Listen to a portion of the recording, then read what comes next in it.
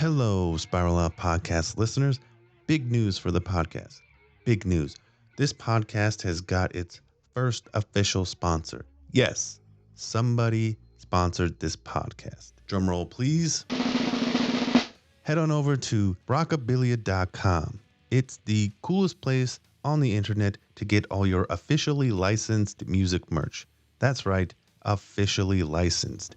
You can get Tool shirts. You could get a Perfect Circle hoodie, a Deftone shirt. You could get a Metallica towel.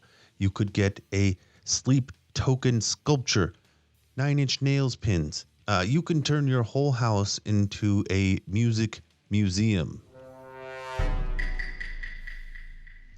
So head on over to rockabilia.com and use the promo code SPIRALOUT to get 10% off your order.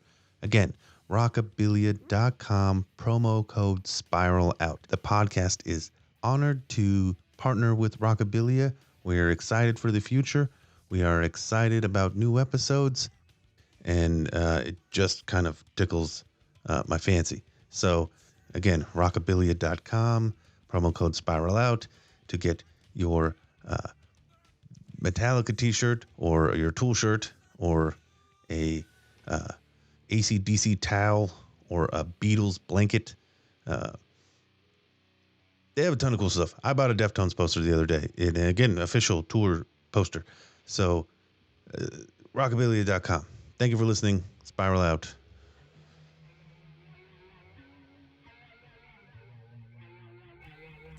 Alrighty. So, hello everyone, and welcome to Spiral Out Podcast. I'm your host, Chris West, and today we have a very special guest, Ramiro Rodriguez. He is a painter, woodblock printer, screen printer, all-around artist, and you've been around for a very, very long time, right? Yeah. And in the background, I see your like early 90s long tool painting, Caduceus. Yeah. And then your most recent one is over there on the other side I of you. got a range of the tool posters from I guess it was like 94 up to last year. And you've kind of been dabbling with them pretty much their whole career, right? Yeah, pretty much. Yeah. Yeah. I've known Maynard for a long time, so um it seemed kind of a natural progression to do some artwork for them. Do you mind? Can we start there? Do you mind telling me first, like how you got started, and then maybe how your relationship came about? Sure. Yeah. So I met Maynard in art school in college in Grand Rapids, Michigan, back in 1985. We were both going to Kendall College of Art and Design in Grand Rapids, and I'd seen him around. It was a pretty small school. It was like pretty much in one building, 7-story building. Classrooms were all throughout, so it was easy to get to know most of the students that were going there. So Maynard stood out pretty much. Um, this guy stalking the halls with like combat boots and leather jacket with paintings all over it and bones hanging off of it and a like half shaved head, kind of mohawk. So eyeliner, it was just like black nails. It was hard. He was hard to miss. Right. So um, I think we would run across each other. Um, I was in need of an apartment because I was driving back and forth to classes for about 45 minutes. So um, that wasn't a very sustainable position to be in. Looking for an apartment, I just happened to be talking to another buddy in one of the break rooms, and Maynard happened to hear me, and he's like, "Hey, I've got an apartment, a space in my apartment if you're looking for something." So I took him up on it, and we roamed on and off for the 5 years that I was there. Um, and or actually like 4 years because he left after a few years to go to Boston. Um, and yeah, we've just been friends since. So when um, the band came up, uh, and I first saw them, well, I guess the second time I saw them in on the Lollapalooza tour in '93. Um, they were still on second stage and when they came through Ohio, which is where I was living. And I know that he had seen some of the work I was doing. We kept in touch. And then Adam had also asked if he could see some of my work. And then it kind of went from there. Yeah, after a while, Maynard contacted me and said he had this idea for a poster, and he had seen the long painting, which is Caduceus, which was the image they ended up using for that first poster they did with me. And his idea was that it would be something that would fit in somebody's like high school locker door. Sure. Um, the format of the painting, which was tall and thin, kind of worked out. So they took the image, kind of gray scaled it out, added the letterings and all that, and did the posters. Can you tell me what the inspiration for that original poster was? Like how that image came about for you artistically? Yeah, so the way I work, it's been kind of nice for me that most of the stuff that, in particular, Tool and some other people have used for imagery has been artwork that I've already produced, so that they can just adapt it, which is kind of my preferable way of working. I, you know, I'd rather have somebody respond to something I already have and make a connection and use it towards, something that they're working on. And that's happened with these guys. The inspiration for both the Caduceus poster and the Numa poster, um, the paintings that they're based on were done during my graduate work in painting at the University of Cincinnati. And so I was working on these figures underwater, kind of psychological states, a lot of influence of like Carl Jung, Joseph Campbell, um, uh, some alchemical sort of things that I was reading at the time, and a lot of music. Uh, I usually work with music, and at the time, I would make myself mixtapes based on the themes I was working on. Would use some songs. I would love Um, to know what mixtape you were listening to when making they're kind of Caduceus. all over. They're kind of all over. I listened to Yeah, I listened to everything. So it would have like, I remember it would have like Nick Cave's like Tupelo, a lot of water-based stuff. So there's let me try to think of what else I had on there. I had like PJ Harvey's Water, anything Did you that have had a smoke on the water water? reference. What's that? Was smoke on the water in there? No, no, although I'm a big Deep Purple fan, but no, it was kind of keep it more contemporary, I think, in those days, to the time I was working. So um, they're kind of all over, you know. Um, and I would just play it, on repeat while I was working on stuff, and because most of the work that I was doing for my thesis was this, this idea of water as a transformation element, as a ritualistic element, as uh, just the metaphor of uh, like diving in water and states of being and things like that. So Sure. it was uh, it was kind of all over, but So, really um, really steeped in a lot of Jungian sort of references. again, looking at the Caduceus one first, and then we'll move over to that one. It it's of somebody holding somebody from behind underwater. Hmm. Um, was there a specific emotion or theme that you were. I feel like it's a loving embrace, right? I Yeah, don't. yeah. I'm not I hope 100% so. sure. Well, uh, I kind of left it open ended, because if you are underwater and somebody's wrapped around you, it's usually not it can be kind of hazardous. They say like people that are drowning, you're not supposed to yeah, grab onto you because usually they'll just pull you pull you down. under out of reflex to try to get above the surface. So, I, um, I think it's a little, I wanted that tension and that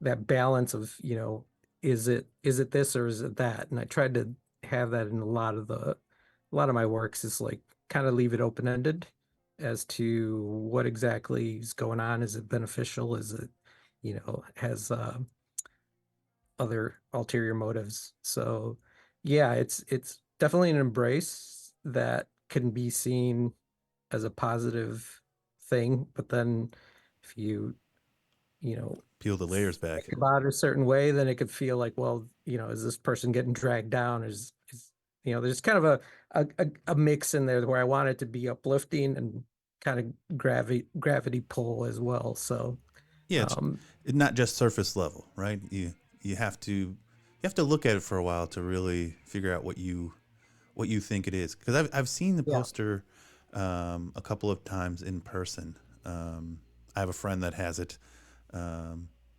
but just looking at the image online earlier and yesterday, Hmm. trying to feel what is this telling me, and it definitely has a positive feeling. But like you said, you look at it and you're like, well, there's layers here. There's Yeah. layers. Yeah. And that's definitely like something that interests me in making work is to leave it open for interpretation and not be too heavy-handed, in one way or another, and let people, because people are always going to come with their own information, their own background that will then feed into the image you're making. So, um, you try to control that a little bit, but leave it for it to resonate with whoever comes up to it. So. And I've heard that Maynard owns that original piece. Yeah, he owns a few of the Yeah. of those early paintings. He owns the Numa painting. He owns the Caduceus painting. He's got my Almas painting. He's got a big triptych that I did as an undergrad, um, as well. That's called Tiempo y Presencia. So yeah, he's been a big supporter, That's along the way, which has been great. Like, right. That's awesome. yeah, If you want one guy supporting you artistically, that I wouldn't be mad at that. no, no, And I mean, you're obviously super talented too. So it's thanks. um, what I'm interested in now is the Numa one, right?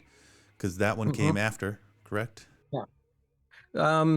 Actually, like in order of I guess in the order of production, they were right along the same time. I can't remember which one I finished because I was working on multiples at the same time, just because of the way I was painting and the drying times on things. So I had to have multiple canvases working. But they all came about right around the same time. What I like about the new, it's Numa one, right? Because there's Numa two. Yeah, there's Numa 1 and Numa 2, which one is like kind of like land-based. I don't know. One is kind of water-based, one is like Yeah. land-based. They're both Numa can mean spirit or breath.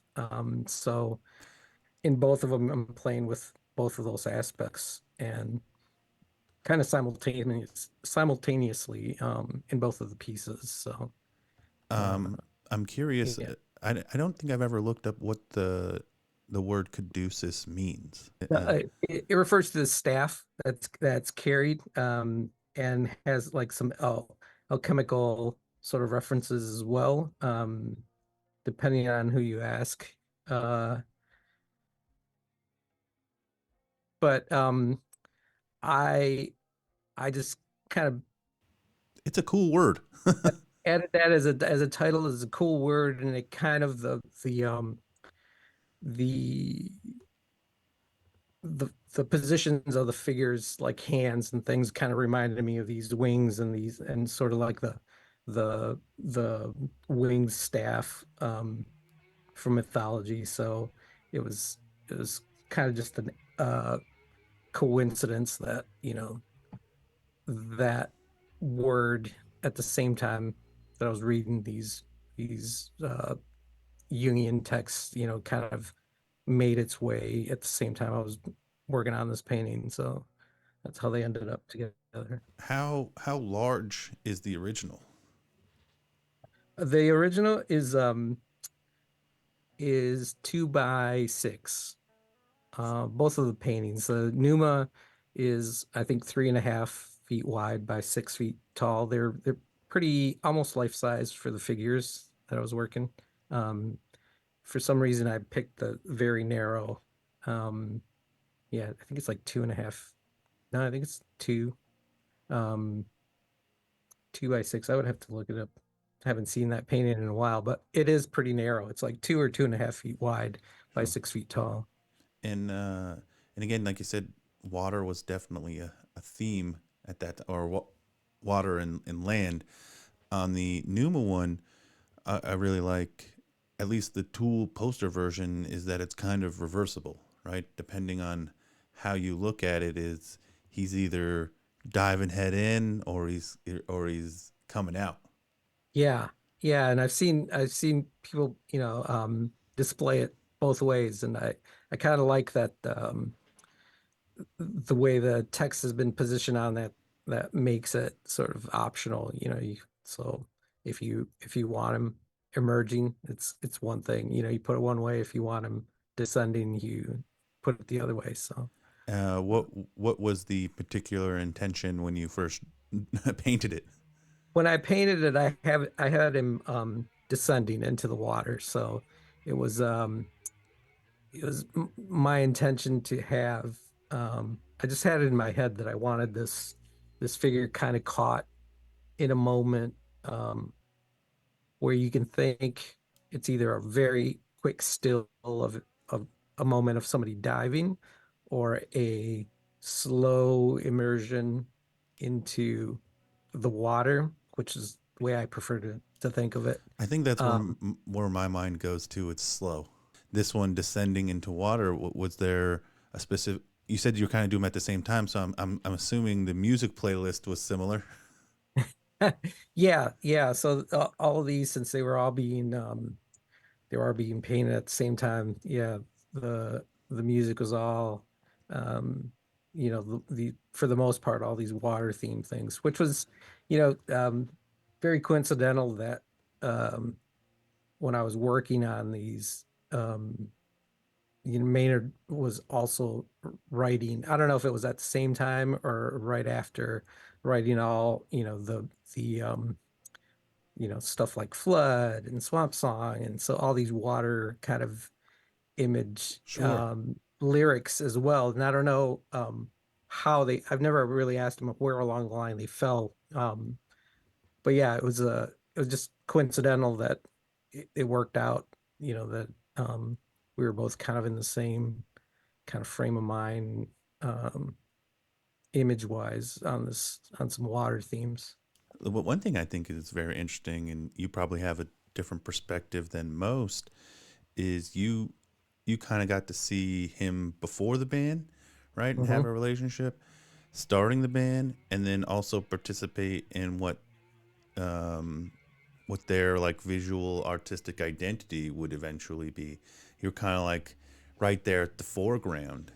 Yeah, yeah. I mean, yeah, I think there were other people that they were working with Sure. closer and more often. But yeah, it was good, I think, just from them pulling from their friends, people they knew and whose work they were interested in. Kind of was just a good opportunity, good, just a kind of a good time to be in the right place, right time, I guess. You kind of talked about how when you were at college and seen this guy in boots and a jacket with bones and whatnot. What what do you think sparked your friendship like more? Because now it's been what 30 years, right? Yeah, Like what do yeah. you think drew you guys together? Well, there was the art. Yeah, There was, there was the love of music. I mean, we both had different tastes, but some overlaps. And so I got, I think from him, I got this uh, kind of the punk side of stuff that I had been missing sure. growing up in a small town, in Michigan. And then for me, I was more of like um, old school, like Zeppelin, Beatles, Queen, Sabbath, that sort of stuff. Um, and I think we would trade off, our listening tastes when we were living together. Um, and we just hit it off. I don't know. I'm very curious on what kind of roommate Maynard James Keenan is. Was he clean? Did he do the dishes?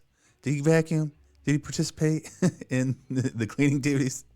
Yeah, actually, I don't know. We were growing up, together. So if Right. we learned a I lot from remember each having other. roommates in my early 20s and none of us Yeah. cleaned. Yeah, you go through the usual thing of who's doing the dishes and who's cleaning up or who isn't. And because we had a third roommate and sometimes we had a fourth roommate. So it was always, a little bit different, Well, but at one point it was just he and I think it was like 86, 87. Um, and then, he got into cooking and we started cooking. I that was remember my next question. yeah, he got a book and we joined a co-op and um it was like a cooking for one sort of book Sure. and but we would, make these different meals. So it was that kind of thing too. And at the same time, we were um, reading a lot of the same stuff. By that time, listening to a lot of the same stuff, kind of trading back and forth with what we were listening to, um, his interests. And, we had a Finch room at one point Like a where, birds? yeah, yeah, where you just had, like That's awesome. multiple Finches in this room that was kind of an old living room converted into a aviary kind of thing. That's wild. Um, I used to have an yeah, aviary at my house yeah, with a bunch of I had little finches as well, and they like cocktails and stuff, and I had yeah. some doves. Um, the other I think thing that might be interesting, a perspective of you is this is not only were you guys artists together, you're friends and roommates, and what was it like to? And I would ask anybody not that would have this type of relationship with him, and we'll get back into your art, but it's got to be Hmm. a wild thing to watch a friend like explode. Like they kind of went from obscurity to pretty big pretty quickly. Yeah. Yes and no. I mean, well, yeah, they did actually. So, um, I mean, at yeah, least that kind of. formation. I know that them individually as artists and were doing different things and they were in different bands and maybe not as successful, but when they came together, it was just kind of Yeah, skyrocket. yeah. Well, they're all very talented Yeah, guys, so something had to happen. It is it was wild watching that happen, to me. Also just like getting to see him when he would come through touring, we tried to catch up. So I could see it, growing each time, especially like coming in early and maybe checking sound check or talking with the crew or whatever and seeing some of the same faces. And then as the production grew, it's like, it's getting more and more complicated. It's getting right. you know, um, more high tech and just more and more people and that is pretty amazing, but also it's kind of growing with the way they were growing musically too. So So it made sense. Knowing Maynard early on, he's a very driven person. I mean, maybe that was one of the things that I gravitated towards as a college student, and having him as a friend is, um, for me going to college, not really knowing what I was doing. Um, it was nice to have somebody that kind of, you know, had a goal in mind. And I think what I learned from him was like setting a goal and reaching forward, and, seeing him kind of make these incremental steps towards something he wanted to, to do. And, seeing him achieve them, is, it's kind of a good lesson to learn that, it doesn't Right. just happen because it's gonna happen. You got to work for it. So, working for it is a big, I think, something we had in common. We both were working towards something that we wanted to see. So Do you remember seeing them for the first time as a whole, as like a whole band? yeah, so while I was still in grad school in Ohio, um, they came through, um, and Undertow wasn't even released yet. It was still Opiate. It was Danny's birthday. It was May 10th. It was also Mother's Day that day. Huh. It was like a Sunday. And they played this club in Cincinnati called Bogarts. And he had told me they were coming through. So we waited. My wife and I, who's also in grad school at the same time, um, uh, and it's, we've all been friends with him. Um, we waited for him to come in and met up with him and saw him before the show. And I had made, on campus at University of Cincinnati, I'd made up these Xeroxed posters for the show because it seemed like they weren't getting, the radio play or a lot of interest. Like, I don't think anybody had heard of them Sure. at that point. So I made all these Xerox posters using that wrench Yeah. uh, image that he had sent me. Um, and I wish I had some of those posters now. Yeah, me too.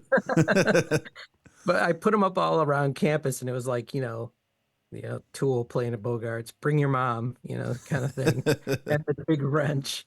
Um, and they, we checked out sound check, and it was amazing. It sounded amazing, just sound checking in the small club.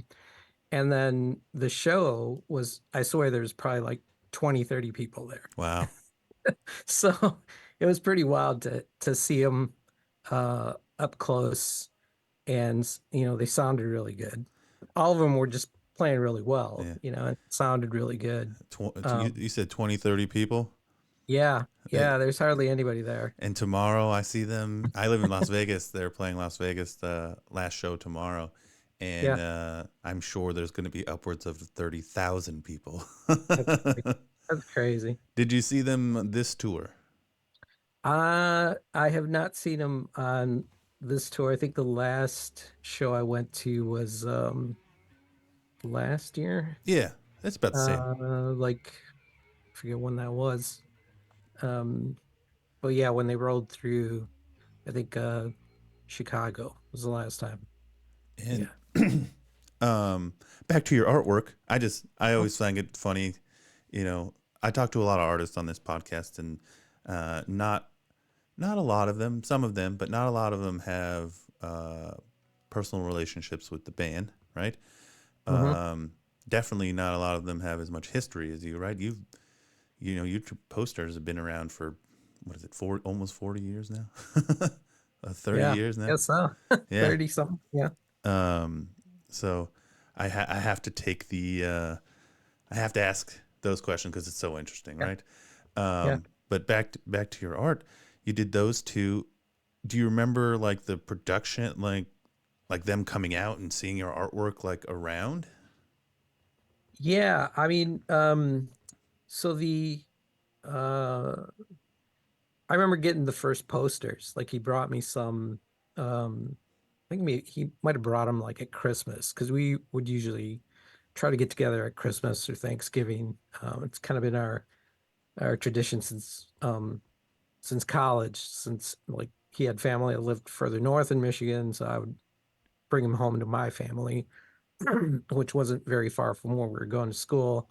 Um, and so whenever we meet up, he'd bring something, like I remember him, one Christmas giving me the early on when Tool had started the Rage Against the Machine CD. I'm like, what's this? He's Oh like, wow, oh, you know, check it out. You're gonna like this. All right. Um, some Robert Fripp CD too, David Sylvan. Um, but he brought these posters, and yeah, it's just you know, got just really happy to see my artwork on these things. As a kid growing up and listening to music and watch, looking at the album covers back then sure, and having posters of bands I liked and the artwork and um, you know, being really inspired by that sort of thing, like album covers and things. It was, you know, kind of nice to see my work on something like that and thinking, oh, well, someday maybe some kids could look at this and feel the same way I did, looking at a Roger Dean or oh, I'm you know, sure they do. so, yeah. I'm sure Some you get a lot of people reaching out about all three of them are. Well, you have a handful of things, but specifically the Caduceus one, I'm sure you get asked about a bunch. Yeah, I get asked about that a lot, and unfortunately, I don't have any more copies of that. But uh, I remember at the time getting like a handful of them, that I quickly just kind of gave out to my family and kept a couple for myself. Same with the Numa posters, um, and then they've also used the woodcut Yeah. um, Grant for Fire. I remember him, Maynard, um, calling me up and saying, I think I'd given him one for Christmas, the kind of the rectangular version of it that I had first made up as a woodcut. And him calling and saying, hey, I really like this. I think it would look good if it was round. And I was like, he's like, can you make it round? And I said, well, let me try it. So back at that in those days, not having Photoshop or All anything right. like What that year yet. was this? Like 97 or This was something? like 94, Oh, maybe. okay. No, yeah, 94, 96. Okay. Yeah, somewhere around there. I just took the the print that I had down to Kinko's, blew it up on their copiers like multiple times, kept getting bigger sheets of paper, and then drew the circle and filled it out to that circle, just using Sharpies and whiteout and pieces of Wow. white tape and stuff, and then refotocopying it and sending him the finished thing, and they use that for t-shirts, I remember like the a T-shirt. run It, t-shirts. Yeah, it's the image that's like right above your left shoulder, yeah, right? this Yeah. one here. Which I've always So I liked. recently just printed it as a print because I had never printed it or had an actual block of the round version. So I was convinced by some fans to make Yeah. an actual print of it. So I did that. So um yeah, I'm really happy with it. I'm glad I did that. Yeah, the one above you looks great. Yeah. I got a question with doing. So you do painting, you're a printmaker, you do the wood blocks. Hmm. Do you get different things out of doing these different mediums? Yeah. I really love painting, but at one point, I was uh kind of moved from having a big space to work in to smaller, more confined spaces. And the way I was painting with a lot of medium and a lot of um, turpentines and varnishes and stuff, it just wasn't very healthy for me to keep doing it in the space I had. So I moved from doing these big paintings to trying to make some smaller, smaller type work. And then I also started doing woodcuts just because I worked at a museum where we had an endless supply of like birch ply that we use for pedestals and things like that. And you're you're just carving them out, right? By Yeah, so I hand. would just yeah, so I would just take home the scraps and figured I should do something with that. That was something I could do in a small space. Initially, I would just use like a ironing board as a desk and carve the block there, and then I could print it. I could print it in my apartment. Um, so I got into doing the woodcuts, and it was also a way to sort of um, loosen up because I feel like my paintings I would plan out and I'd really obsess over, you know, the compositions, the themes, the meanings, and all that, and it would really take me a long time to work something up.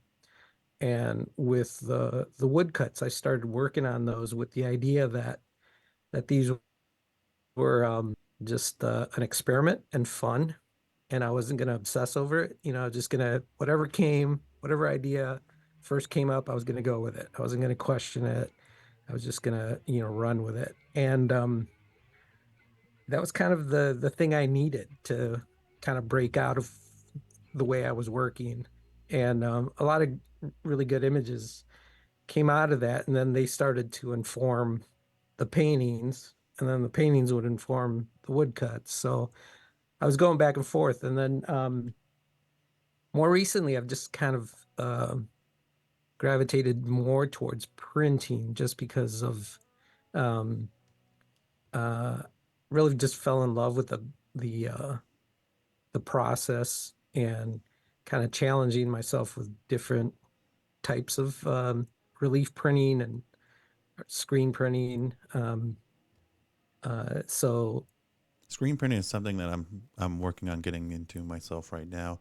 I've never been yeah, a particularly good artist or like somebody who draws well, but uh-huh, the printing process and I'll figure out a way to create an image, but yeah, I'm really yeah, interested in the printing part and pulling the ink and creating multiple versions of things, and it seems tangible, right? yeah.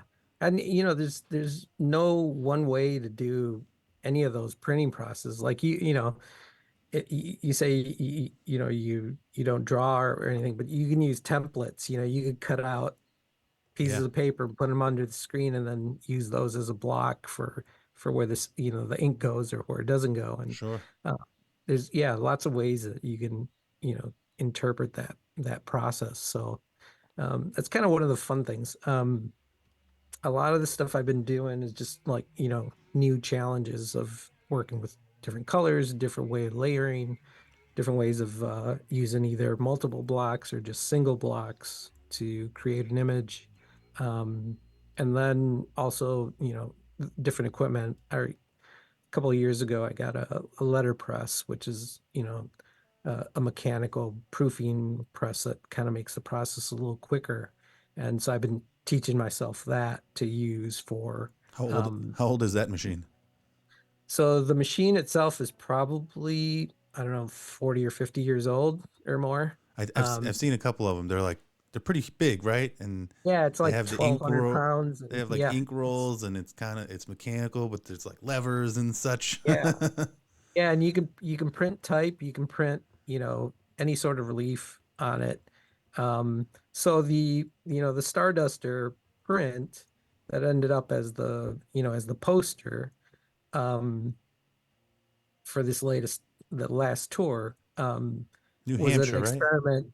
What's that? New Hampshire. I'm trying to remember. Yeah, the New Hampshire poster. Yeah.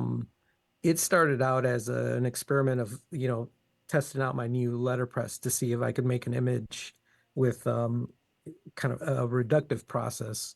And so just using one block and creating a whole edition of prints with just taking away and reprinting that block with different colors to make the image. Um, so that was a lot of fun, and it's great that Adam liked it and asked if he could use it. So No, uh, it's that was definitely a cool. cool image, and again, it seems like a contrast, right, from the first two, where you had an intention, and not that you didn't have an intention with Stardust, but it was more. It seems like it was a more fun, experimental thing of you just expressing wanting to be an artist, as opposed to the other paintings, maybe a specific emotion. Hmm. Yeah, well, this one I did have just a basic idea that I wanted to represent these kind of three worlds as once at once. So um, I think it hit me at some point that the if I used a like since it's an octopus sort of creature, Mm-hmm. that if it shot uh a cloud of black ink, that could be the universe, expanding or something. So that was the play that I started with. I was like, okay, I'm just gonna work with this and see where it goes. How big was the original on the Stardust? So the Starduster original print is I think the image is like 13 by 18, something Okay. like that. Let's see. Yeah, it's like 18 by 12 is the image size. It's printed on a 22 by 15 piece of paper. Mm-hmm. Um, and then they took that image and then blew it up, kind of 18 by re 24. Yeah, and they resized and sort of reconfigured it a little bit. and cropped it a little. I'm guessing. They Yeah, they cropped and kind of doubled on the edge. You can kind of see like a do where on each end it kind of duplicates itself Gotcha, a little. gotcha. Uh, But yeah, but it turned out great, especially on the foils. I really like. have you ever seen one of your pieces on foil? No, this is the first time. Yeah, That's pretty awesome. yeah, it's pretty nice. Yeah. um, I know sometimes talking to artists that work with Tool, they get their prints. And how was the reception selling your ones to fans and doing remarks? Yeah, that's a whole new world for me. I Right, it's had to crazy, right? yeah, I had to kind of do some research and ask a few people that are on the Tool, fan sites and Yeah, boards, what they thought, and how it was working. Um, I mean, it's kind of crazy because the Tool fans, they're they're intense. they love their stuff, Yeah, so so there's that bit. But I felt a little guilty about I don't know. Prints to me have always been like a people's medium, sure. where it's like they you can't not everybody can afford a painting, but more people can afford a print, and it's still even though they're multiples, they're one of a kind, it's a real artwork, Yeah, that that's you're had the hand in it. yeah you've remarked it. It's now a one of one. Yeah, well um the remarking is the interesting thing where, Adam's been doing doodles and other artists added some, and some artists like painted more into it and created, like expanded Like this one behind me. yeah. Yeah, those pieces, I mean, it's incredible. Like the amount of work and the, like the one of a kindness that it becomes because of the extra work, and that's great. Um, I didn't have that much time because I've got a day job Sure. as well. So, and to me, like, the original piece was my thing, and Yeah. then the poster is another thing. So for remarking, I kind of went I wanted to play with it a little bit and say, well, since it's a print and I've been printmaking, I'm going to take some of my blocks that I already have, Awesome. that I had been using for other projects, and use them to print on top of the poster. and then work back into them with paint pens and things to make them a little more unique. So that was a lot of fun. It's very different for me. Not really what I'm used to No. doing. And you got to be Um, careful with them because they're super fragile. yeah, it's crazy. The I think on one of the ones that I kept, I tried to see, you know, what kind of what kind of ink is on them, and I found out that um, some alcohol will actually like Take it out. lift that top layer off, and you know all you have is foil. So um, keep the alcohol away from your posters. Yeah. I'd be curious if are you gonna. So you just kind of damaged one over here. You should paint over it and sell it. Yeah, I'll probably end up working on it and doing something else to it. But Yeah, luckily it wasn't one of the signed ones because sure. people really wanted those. So Did anybody um, ask you to do custom ones? you know, I did get a couple of people that asked if they could send me their signed posters and have me customize them and then send them back. And that just kind of scares me. Yeah, no, it's intense. I mean, I think it's a cool idea, but you know, for the amount of money that people were spending on these and the unreliability of Mail the service. mail service, I I would hate to like really ruin or, you know, have somebody's poster destroyed in that's the what mail. that's what happened to this one, the second one over. Mm, I sent it to an artist and he drew on it and had it for like maybe 4 or 5 months and finally got to it and sent it back and apparently it fell at the post office coming to me and somebody drove over it or something. And yeah, there's nothing you I can have, do. I mean, I didn't blame yeah, the artist or anything. Like, shit happens. But it's yeah, kind of the game you play, right? yeah, I still hung yeah. it I on my mean, wall. it's still there. Yeah, Um, yeah. I mean, I guess I would consider some, but it's a little frightening to think that you know, I could do some work on it and then have it destroyed or lost oh, in the mail. You no, I know, know. It yeah, gives me chills just thinking about it. I couldn't even imagine you where, there's large transactions involved. And yeah, like I said, these and aren't expensive. they're not Like, cheap. no, they're not cheap. And you're right. This is like it should be like an everyman's medium, right? Like print and Yeah, this yeah, and that. And when it comes to tools, sometimes it goes a little insane. you know, yeah, yeah, doodles for. And again, I know the market. I know the people that are buying these big ticket items, and they're expensive. yeah, yeah. I've been really surprised by what people will offer, you know, to buy one. It's like, wow, Yeah, really? I've got like a handmade print that you can get for like a fraction of that. yeah.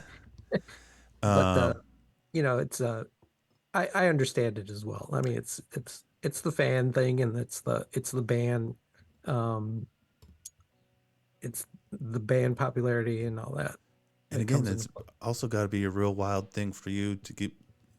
I would have no idea, but just hey, that's my friend I used to live with over there. We used to sit on the couch and eat food and watch movies and do projects and now all of a sudden he's got these legions of fans that are like, we will give you tons of money to draw on this, please.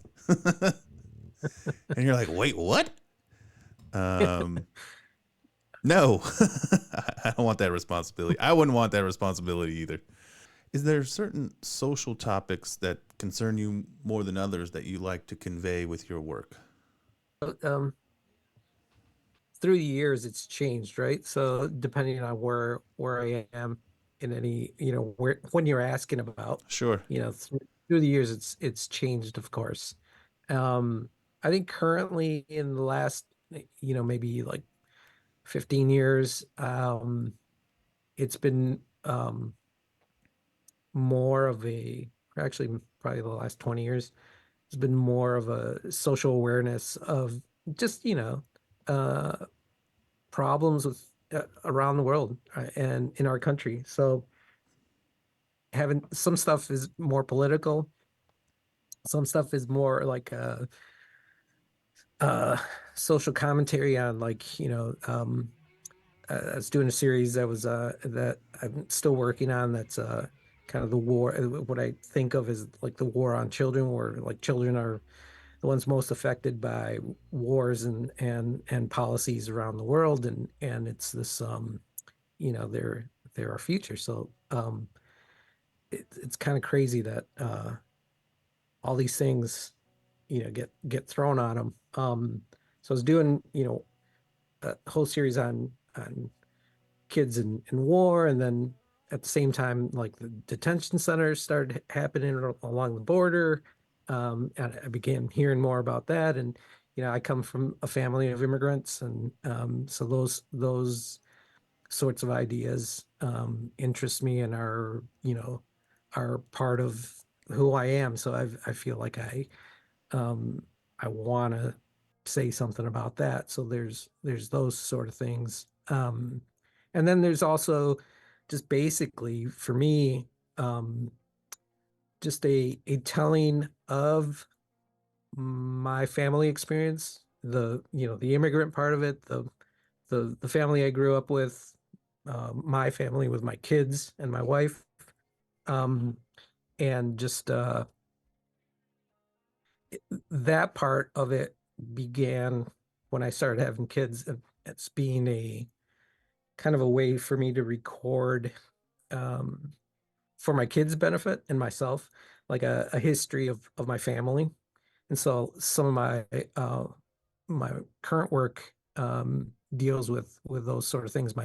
My parents had like these great stories of their coming from Mexico and to the States and then meeting each other and starting their family. So I'm working on projects that are related on that. And then there's, just projects about being a parent and dealing with that sort of stuff. And then within that all of that, I'm also just kind of tying in um, the multiple interests that I have. I'm still the kid that liked mythology growing up that tries to include the mysteriousness into things, and it's just a mix of a lot of stuff. Yeah. And which every artist is, right? It's just an Yeah, amalgamation of your life experience, right? right. And Yeah, and I think I can kind of see that too in the Stardust one because it's playful, but it also has this mythical element. yeah, Even the face almost looks like gas masky, so I feel like there's also like undertone of like dark political humor or and again I could be way off, but that's just what I get from it. Um, hmm yeah. but There's definitely a playfulness and a kind of like that balance again, like play and dark, and that piece it cracks me up that I did that print, and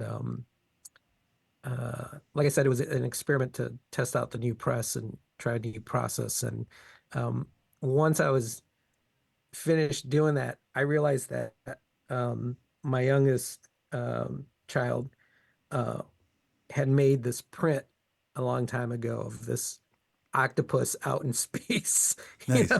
kind of coming up on the Earth, and they called it 8-8 because it's like 8 arms and it's gonna eat the planet. So it just cracked me up once I saw. I was like, oh my gosh, like I stole your idea. But, That's awesome. but You can give him credit later. yeah, yeah. I got a weird question. Hmm. That I try to ask this one question to all the artists on the podcast. And it's a new one. But if you could paint a mural on the moon, what would you Yeah. paint that everybody would see? Oh, oh, man, everyone see. I couldn't do it.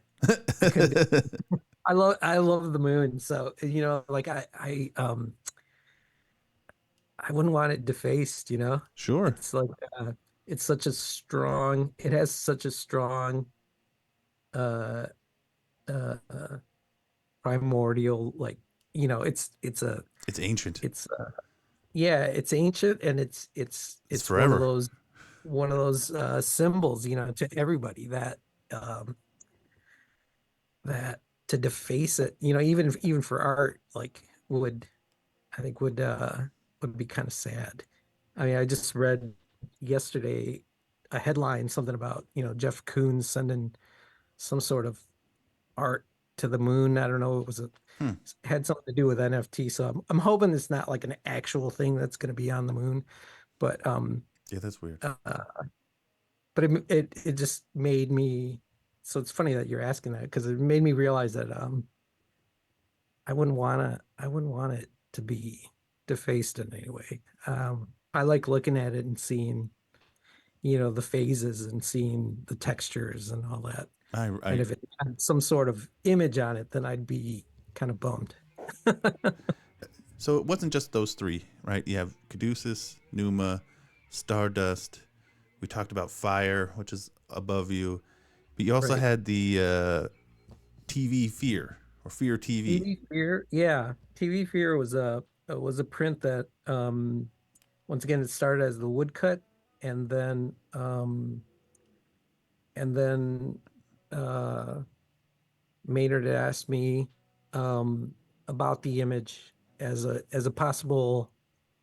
I think it was always just going to be a t-shirt. Mm-hmm. Um, so I had two versions of that. I had this tiny little linoleum block that was like 2 by 2, that I had printed first, and then I did like a 12 by 12 image that, kind of had more details and stuff. And so I sent them both, and I think they ended up used um, the small one on the front, I think, and maybe the big one on the back of her shirt. Okay.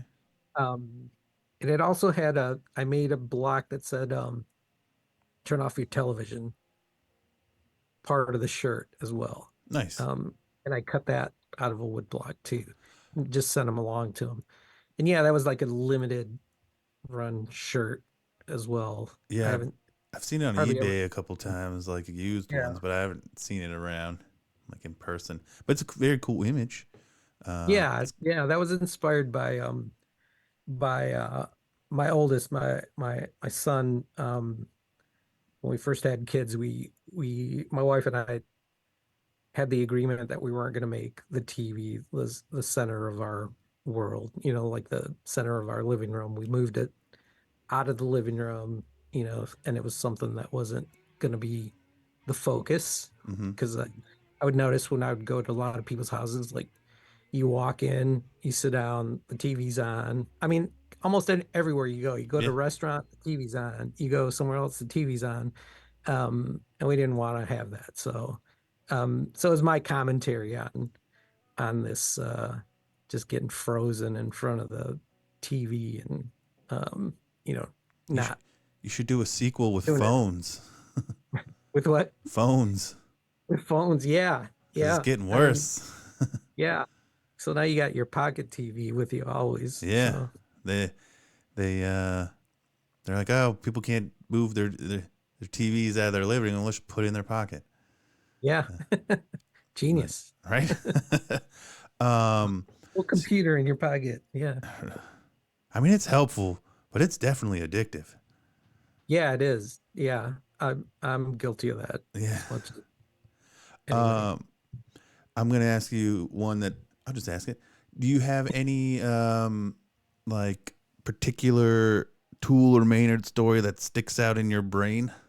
Maybe a fun anecdote that maybe not a lot of people know. And I don't know. I don't want to dig too deep. He's a friend, and I don't want to ask you to betray any trust or anything. But Yeah. Um, I guess it's not a Maynard story, but it's a Justin story. oh, cool. We we were in Ohio. I think they're playing Dayton, Mm-hmm. I think. We got there early for sound check, and Justin and I found like this little Shriner car, like, the like a little go-kart, Sure. and he got in it, and I was pushing him around the exterior of the stadium, around the halls. Mm-hmm. And we got in trouble for that. Somebody was really mad that we had stolen their car. And so that just sticks out as a crazy antic that you know, we were just having fun, but we got in trouble. That's awesome. That's a great one. Do you have anything coming up?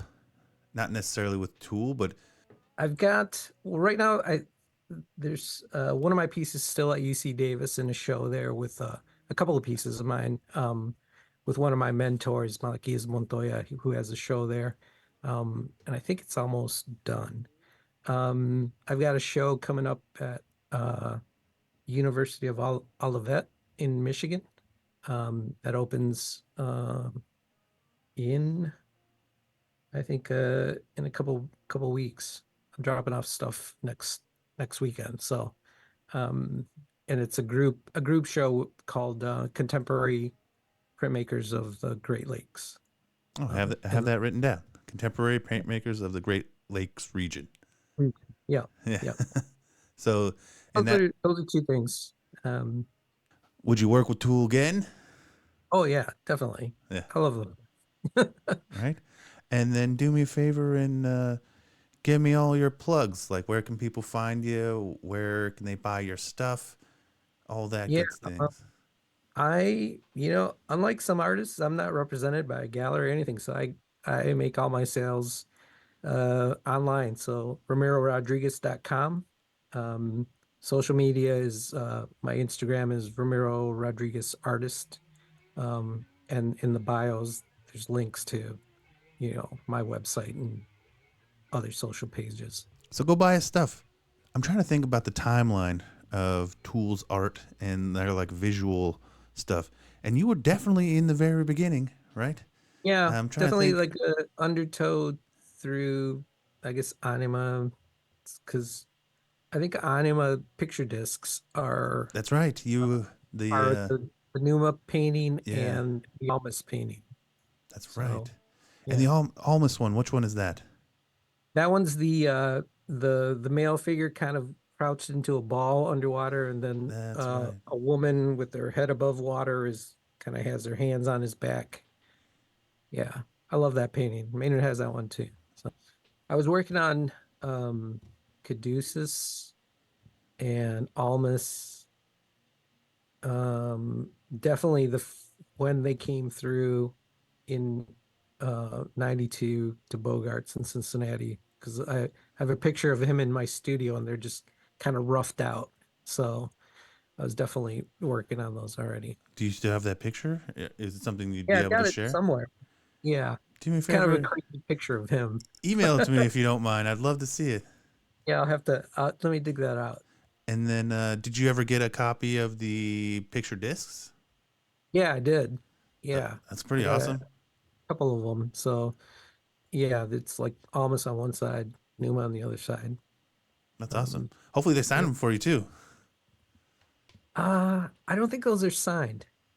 Um, Well, call Maynard and say, sign these jerk yeah, during Christmas this year.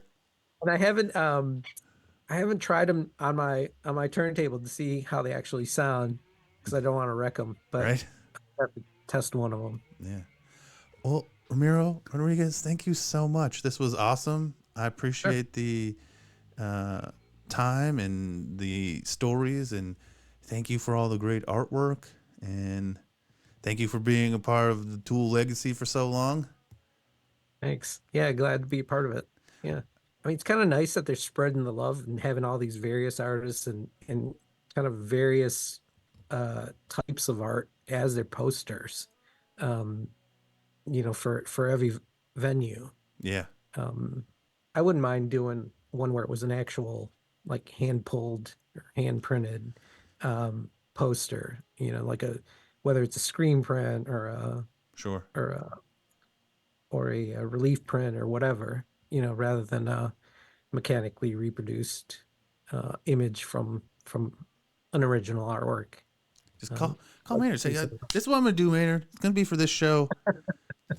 I'll bring you some But at Christmas. yeah, but then I think of, they're doing runs of like 750 or Yeah, something. could you pull 750 posters? That would kill me. Yeah. It'd have to be a very limited run. Yeah, like a 75. Yeah. And then they'd be extremely rare. And then people would be Yeah. offering you thousands of dollars. Oh, it'd be crazy. So again, sorry, I didn't mean to ask that at the end there, but Ramiro Rodriguez, thank you again so much. Yeah, thanks. I look forward to seeing what else you come out with. And Spiral Out Podcast is produced by me, your host, Chris West, edited by me, researched by me. Everything is pretty much just done by me. Go to our website, spiraloutpod.podbean.com. Follow us on Instagram at spiral_out_pod. Facebook, Spiral Out Podcast. And again, if you want to see some of the images associated with this episode, click the link in the show notes and it'll take you there. Again, thank you for listening. Spiral Out. Pod dismissed. Wait, that's another show.